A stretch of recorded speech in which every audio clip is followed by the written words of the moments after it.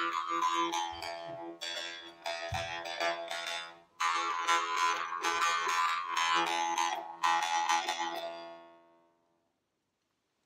friends, Andy Vegan. Today is my gentle juice fasting day, and I make another juice recipe, as I always do. Could also be a plant milk or something I can enjoy without fiber. And a gentle juice fasting day, I only drink fresh juices, water, plant milks, veggie broth, coffee, tea, whatever. I take out the fiber of everything. The juice, for example, is made of vegetables usually and fruit.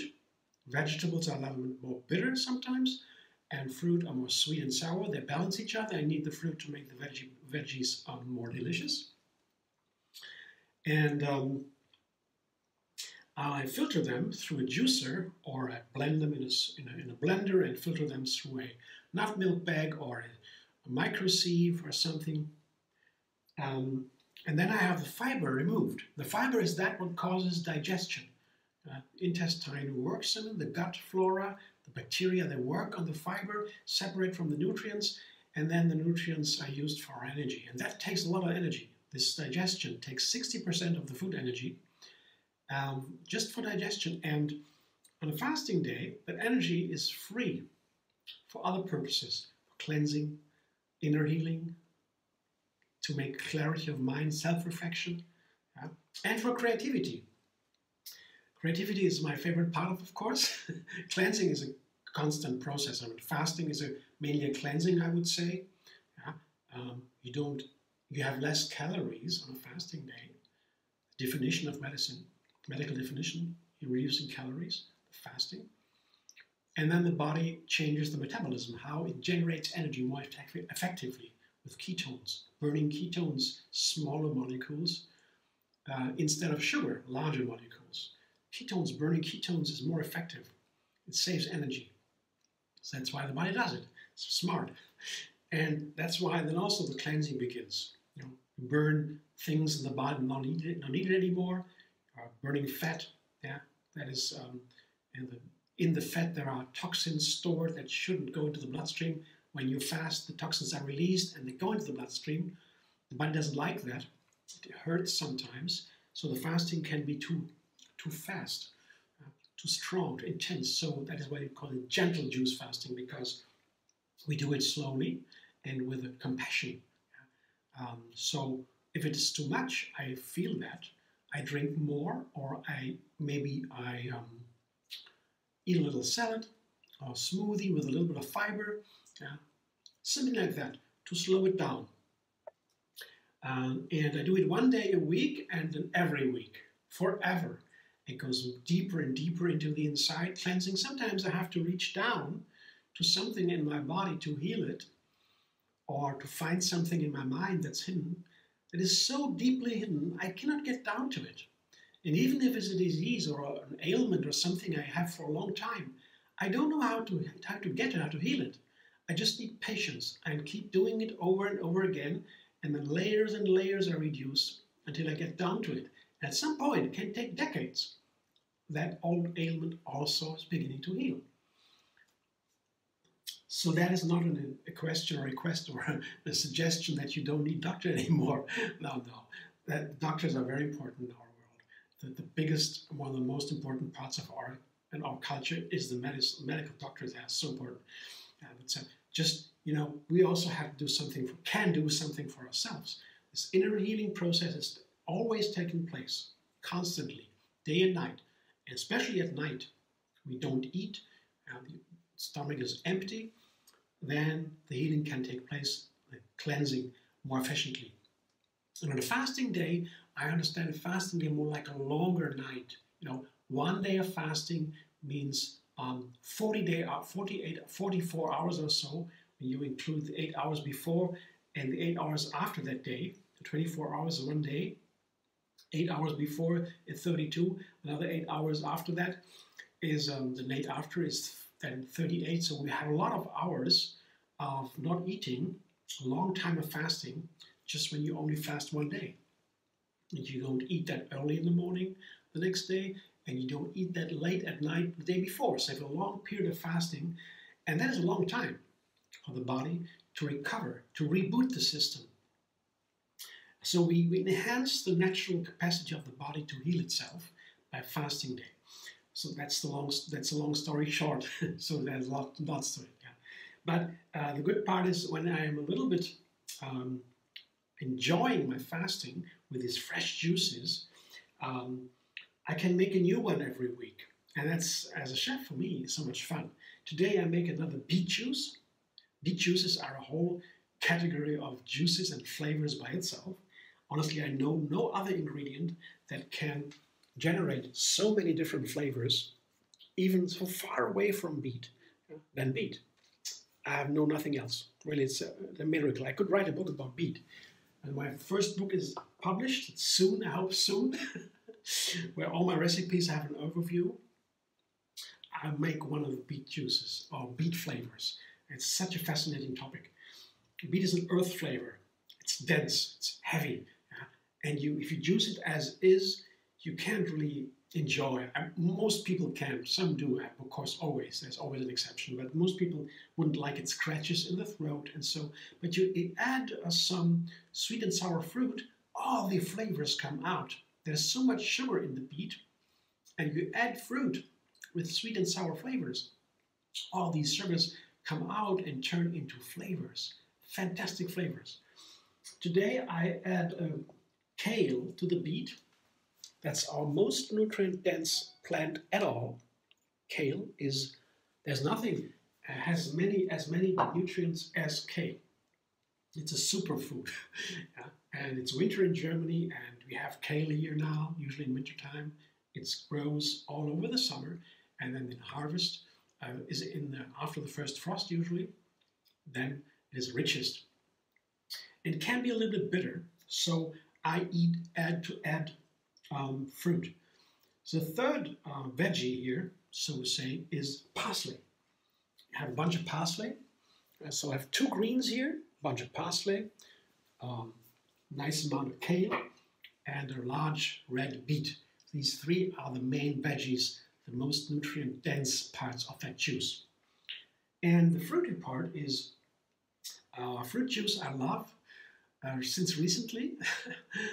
Dick Gregory, the great one, the activist for animal rights and also for human rights. He was against racism, active in the United States of America, and had a book published, and that book has a smoothie that has this fantastic juice of apples, oranges, and pears.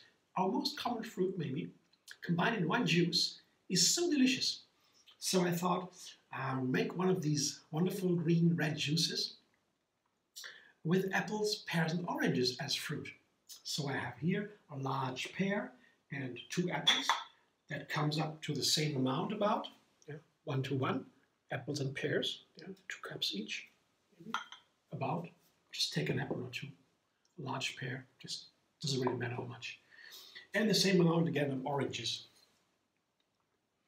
And these together, these 3 fruit together in one juice, you gotta try that. I have a recipe out there just with these together as one juice. It's so delicious, you gotta try it. Balanced, perfectly balanced, the flavors of sweet and sour and bitter. And then you have this wonderful creaminess from the pear. Gotta try it. So the 3 fruit, the 3 veggies, and here, the ginger to fire it up.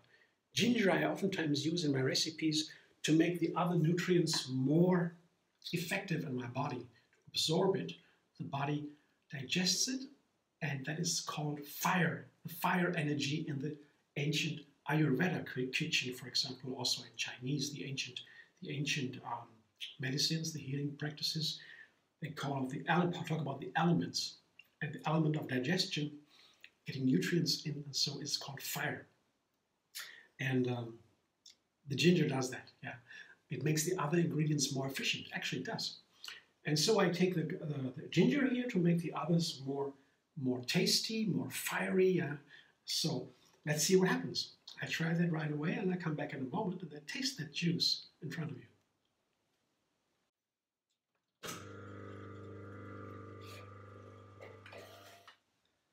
that's my juice now. Didn't taste it yet. I have no idea what it tastes like. Let's see. The color is beautiful. It's a dark, powerful red. Beet juice is always dominated by the red color. But it changes, the color changes when you add greens, dark leafy greens like kale, very powerful, and parsley. They give another tone to that red. You can change that red. With the oranges, makes it lighter, of course. The greens get it darker. Yeah. There are many ways. Blueberries also are fantastic to make new colors with the beet juice or others, or green juices. So I will stir a little bit.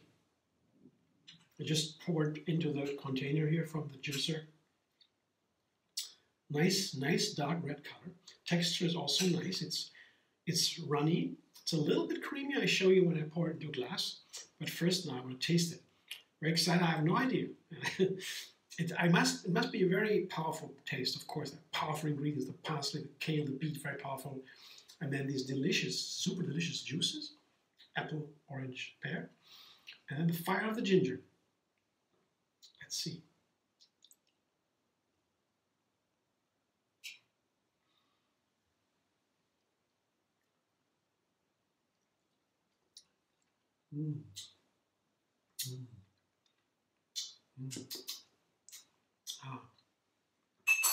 Yeah. The first idea was, sweet from the beet, together with the earth flavor. Second thought, second tone of the flavor I felt. Sweet and earth. Sweet earth. Dense and powerful, but sweet. The sugar comes out. That's from the fruit. The orange, pear, and apple.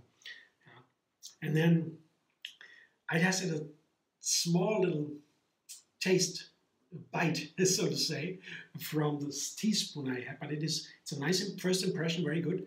Yes. You notice when something is badly off, you notice immediately. Sometimes when I drink the juice later, I find, there's something missing or imbalance or so. You don't always notice that. But that then a small change required, maybe one more apple or so, one more pear or something like that, or one more ginger or so. But nothing big is off here, that is for sure. I guess it's a nice juice. I'm very happy. But the rule is simple. 1-to-1, usually, that is the major ratio, the general ratio, 1-to-1 to begin with veggies and fruit. And the rest is fine-tuning, as you wish. So to begin with, isn't that beautiful? This dark red color, I love that. Yeah, very powerful. And these juices are really wonderful. Make a fasting day delightful. It should always be a delight, because only when the body feels great, that means in yogic terms, the energy flows freely. That means feeling great, being healthy, healing. In terms of ancient holistic medicine, they look at the whole, flowing of the energy, balance with the elements and nature and society. I learned it from an Ayurvedic medical doctor, both educated in Western medicine and also Ayurvedic medicine. She's great. She taught us that. Not for myself, I just learned it from others. But it makes a lot of sense to me to compare Western medicine, Western science with the ancient holistic science, where the whole is seen. And from that viewpoint, being healthy means the energy flows freely.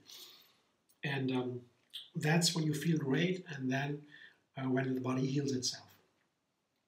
And that's why it's so important.